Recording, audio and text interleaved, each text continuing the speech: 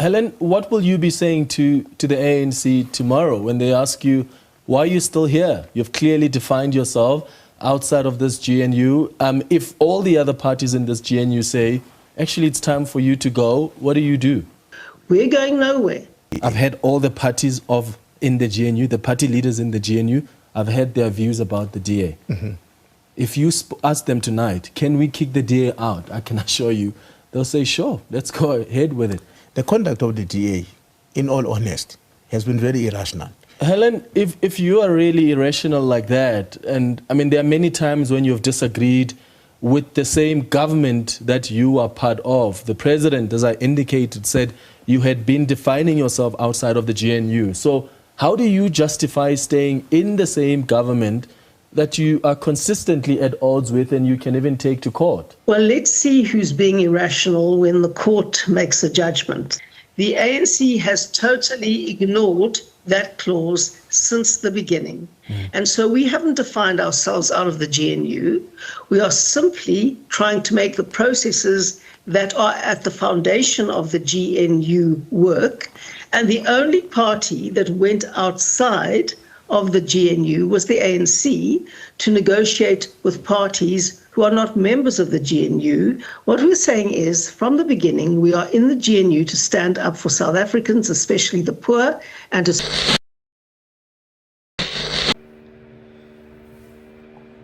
Guys, so it actually appears that it's getting really real now. I mean, the plans to kick the DA out of the GNU. But you know, Iron Lady Helen Zille actually slamming that argument, saying that the DA is going nowhere and that they will be in the GNU and to ensure the fight for South Africans, you see. And I think the DA is beginning to represent what many would argue as kind of like this I don't want to use the word pest now, but it's kind of like an appendage that actually seems to be uncomfortable, but in a sort of like a good way for the wider South Africa. So Ntuli here, still the same argument, you know, the debate they had with Clement Manyatela. Ntuli is actually arguing that the DA has constantly gone out of its way in challenging the ANC, which both of them actually form a government. Helen Zille is actually rebuffing, arguing that the ANC themselves have been the one who has constantly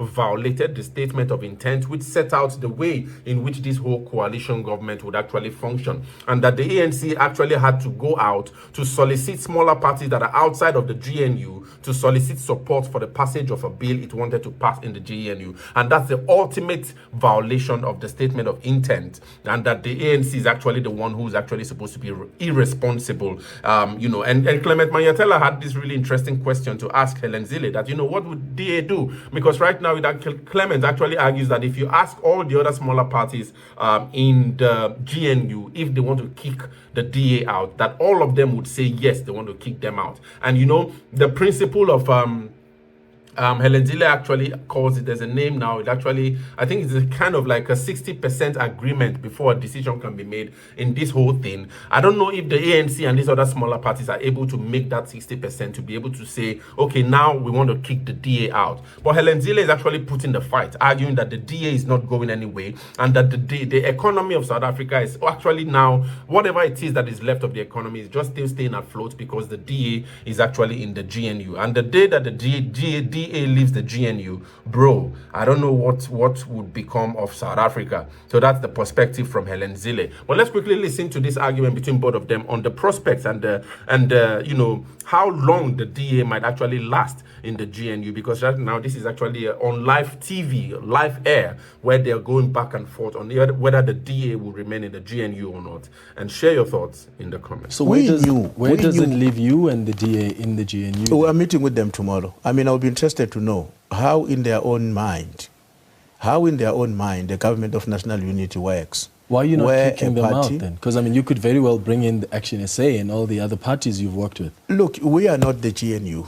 We are a biggest party in the GNU, but we've got other 9 parties who belong. Parties actually agree with you. In the GNU. I mean, if you asked any of those party leaders, they'll tell you that the DA can go. You've heard what their views are about the DA. Nothing stops you as a collective of the GNU. Nothing stops you from kicking out the DA. Sure, but you see what has happened today. If you're making reference to today, it was a press conference about the VAT, without that having been agreed to and therefore containing the statement that was issued and read by the ANC national spokesperson. Parties decided voluntarily to express their own views. I'm not talking about today. I'm talking about previously. I've heard about the DA. I've heard all the parties in the GNU, the party leaders in the GNU. I've heard their views about the DA. If you ask them tonight, can we kick the DA out? I can assure you, they'll say, sure, let's go ahead with it.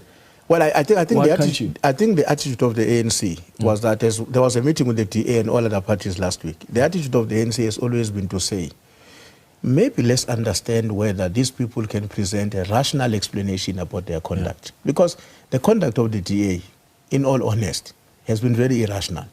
And our view was that you can't stand on the mountain and say, go away. That's not how it works. You've got, in the leadership context, you've got to satisfy yourselves that these people are beyond reproach. You have met with them.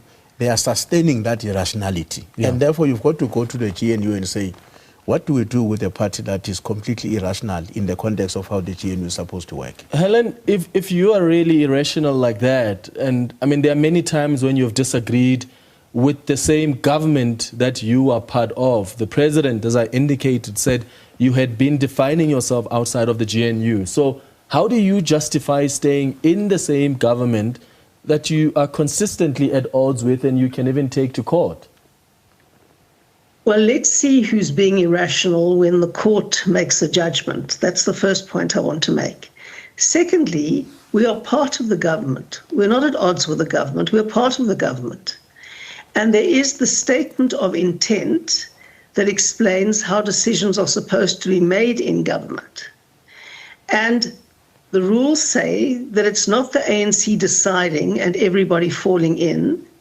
We have clause 18 and 19, which says that decisions are taken by consensus. If we don't reach consensus, there's sufficient consensus, and then a process is set out to achieve sufficient consensus. The ANC has totally ignored that clause since the beginning. And so we haven't defined ourselves out of the GNU. We are simply trying to make the processes that are at the foundation of the GNU work. And the only party that went outside of the GNU was the ANC to negotiate with parties who are not members of the GNU to oust the DA. So the only party that has violated the terms of the GNU has been the ANC. Just lastly, as you respond to that, if the finance minister comes and says, well, there's going to be austerity, and then what happens? Because the other option you mentioned earlier is to cut in order to try and offset that 13-point-something billion rand that would have come as a result of VAT. Well, I thought when Helen was quoting the clauses on the statement of intent, she is also going to make reference to the one that talks about the 60% of how decisions are made whenever there are fundamental differences. And earlier on, you were saying all parties in the GNU agreed except the DA. And I'm sure that explains what that clause... And you guys fundamentally, by the way, disagree on what that clause means. Maybe let's leave that for now. We can deal with it if there's time. I want to come back to the point that we are raising. We are opposed to an austerity budget.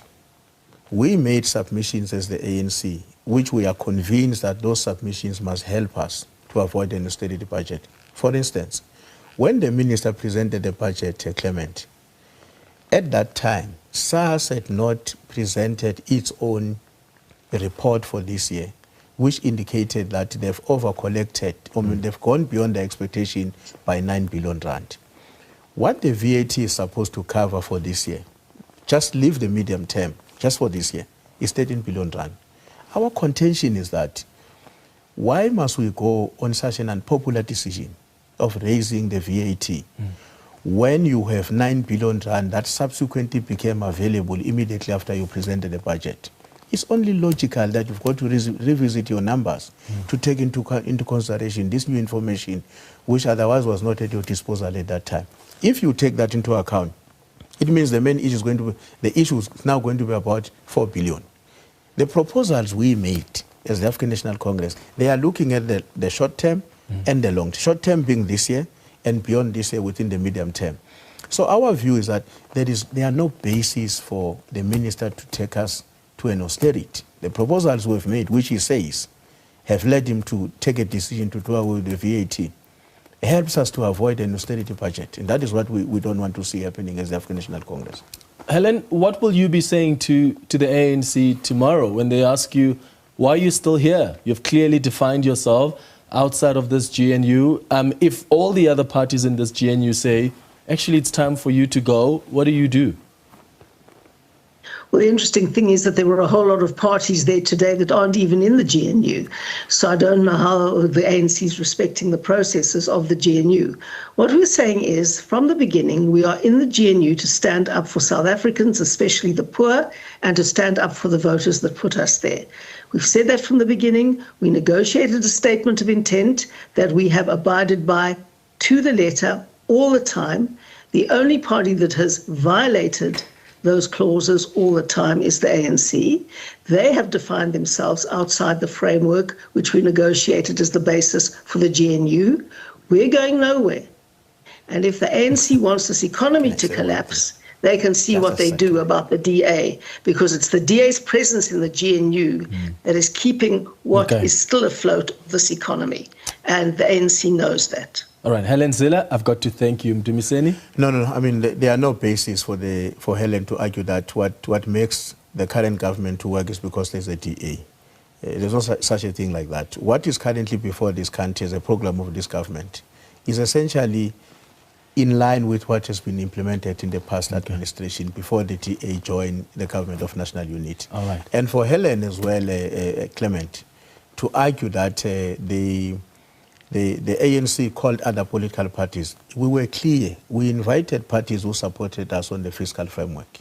We were not changing the composition of the GNU, but we have to be loyal and committed to the undertaking we made, which has produced the outcome that is in the best interest of South Africa. Helen Zille, I thank both of you for making time for us.